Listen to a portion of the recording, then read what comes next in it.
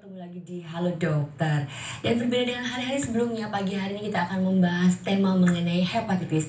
Nanti Anda di rumah boleh telepon kemari dan berinteraksi dengan kami di sini 5743476, 5743478 atau bisa ke email ataupun Twitter kami. Pagi hari ini kita sudah kedatangan dua orang narasumber. Yang pertama adalah Dr. Edwin Jim, spesialis penyakit dalam dari Rumah Sakit Royal Taruma. Dan yang di pojok sebelah sana kita sudah kedatangan dokter yang cantik sekali, Dr. Florentina M. Raharjo, spesialis gizi. Kita akan bahas mengenai bagaimana penanganan gizi pada orang-orang dengan hepatitis. Tapi sebelumnya, saya akan menemui dulu Dr. Jim. Selamat pagi, Dr. Jim. Selamat pagi. Waduh, ini panggil Dr. Edwin apa Dr. Jim nih? Edwin aja. Dr. Edwin, oke. Iya. Dr. Edwin ya. Hepatitis yang Betul. merupakan suatu penyakit yang cukup menjadi momok buat negara kita. Iya. Karena banyak sekali orang Indonesia yang menderita penyakit hepatitis. Betul sekali. Nah, hepatitis ini ternyata nggak bisa dianggap remeh. Ada jenis-jenisnya juga. Mungkin Iya. cerita sedikit sebenarnya hepatitis ini apa, dokter? Dia menyerang bagian tubuh bagian mana? Atau karena dia jadi hepar atau hati? Atau mungkin apa sih sebenarnya penyebabnya? Apakah virus, bakteri, dan sebagainya? Kalau ada slide juga bisa langsung. Iya. Baik, terima kasih Dokter Yanti. Ya. Selamat pagi para pemirsa di rumah.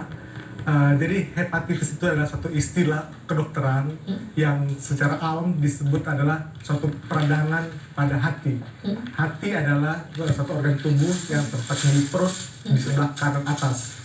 Dan hati itu fungsinya sangat banyak, terutama untuk menetralisir racun-racun yang masuk ke dalam tubuh kita. Baik. Betul. Jadi sebenarnya adalah ini memang pada hati yang mengalami permasalahan, makanya Iya. hepar atau hepatitis namanya. Betul. Oke, sebenarnya penyebabnya apa sih dokter ini? Jadi penyebab hepatitis itu banyak sekali. Ada yang infeksi, ada yang Infeksi. bukan infeksi. Ada yang bukan infeksi. Yang infeksi misalnya bisa karena virus. Yang paling umum itu kita tahu adalah virus hepatitis. Tapi selain virus hepatitis, bisa juga virus yang lain. Misalnya demam berdarah juga menyebabkan peradangan pada hati. Baik. Kemudian bisa juga karena bakteri, karena parasit. Kemudian penyebab yang lain juga adalah non infeksi. Misalnya orang yang sering minum alkohol. Baik. Jadi kita yang sering minum alkohol itu akan sering mengalami peradangan pada hatinya. Baik. Orang yang suka makan-makan berlemak juga bisa terjadi perlemakan hati. Baik. Jadi hepatitis juga. Kemudian bisa juga karena obat-obatan. Betul. Karena obat Jangka tertentu panjang yang jangka panjang merusak menyebabkan hati. merusak hati. Baik. Jadi obat-obatan bisa, Ya. virus, bakteri, parasit sebagainya juga bisa, Jadi dan juga penyebabnya sangat luas. sangat luas sekali. Oke, dari semua itu dokter, Iya. kita mau tahu dulu sebenarnya bagaimana sih sebenarnya gambaran. Kalau ada gambaran anatomi hati itu seperti apa nih dokter? Jadi kita Nah. bisa lihat di gambar ini Iya. bahwa yang ini adalah satu gambaran Hati. hati yang mengalami peradangan yang sudah kronis, sudah lama. Ini terjadi suatu sirosis. Baik. Artinya sel-sel hatinya sudah berubah menjadi jaringan ikat sehingga tidak berfungsi lagi secara normal. Dengan kata lain, kalau sirosis artinya sudah berubah jadi ganas nih. Iya. Belum ganas, Tapi sudah mendekati. sudah hampir mendekati ganas. Oke. Setelah dari sirosis akan berlanjut lagi menjadi satu keganasan. Ya, Oke, yang paling jadi sekarang awalnya akan dari jadi sirosis ganas. dulu. Iya. Oke dokter.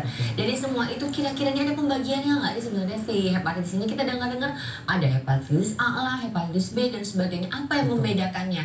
Dan seperti apa sebenarnya penata laksanaan sebagainya? Berbagai macam jenisnya Baik. ini. Jadi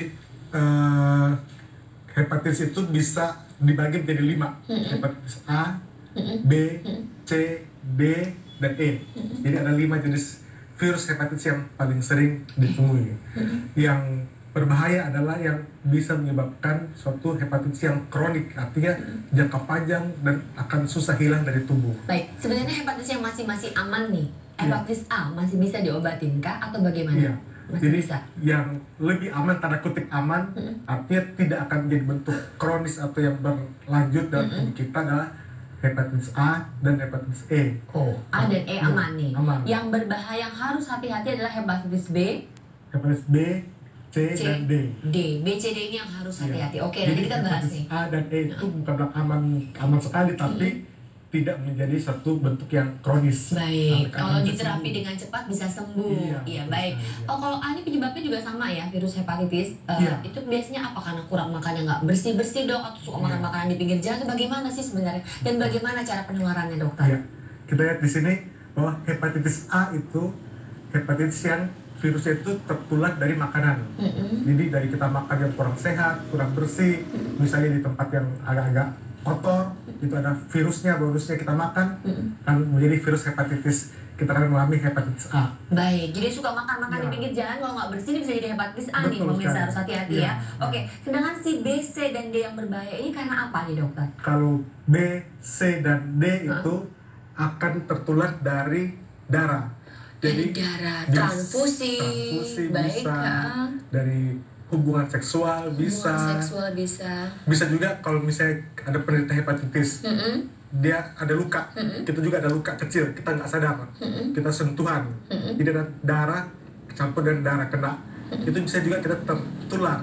Baik, Hepatitis B, jadi C, atau D. baik, transfusi, hubungan seksual dan segala macam kontak yang bisa cairan tubuh ya dapat Betul. mengakibatkan pertukaran itu dapat menyebabkan virusnya juga berpindah kepada pasien yang Iya. satu ke yang lain. Oke, dokter nanti kita bahas lagi menarik sekali ya. Pemirsa Anda juga boleh telepon ke sini 57434765748 atau ke email kami di halodokter.tvri@gmail.com atau juga ke Twitter kami di @halodokter_tvri. Tentunya saat lagi tetap di Halo Dokter karena sehat itu asik.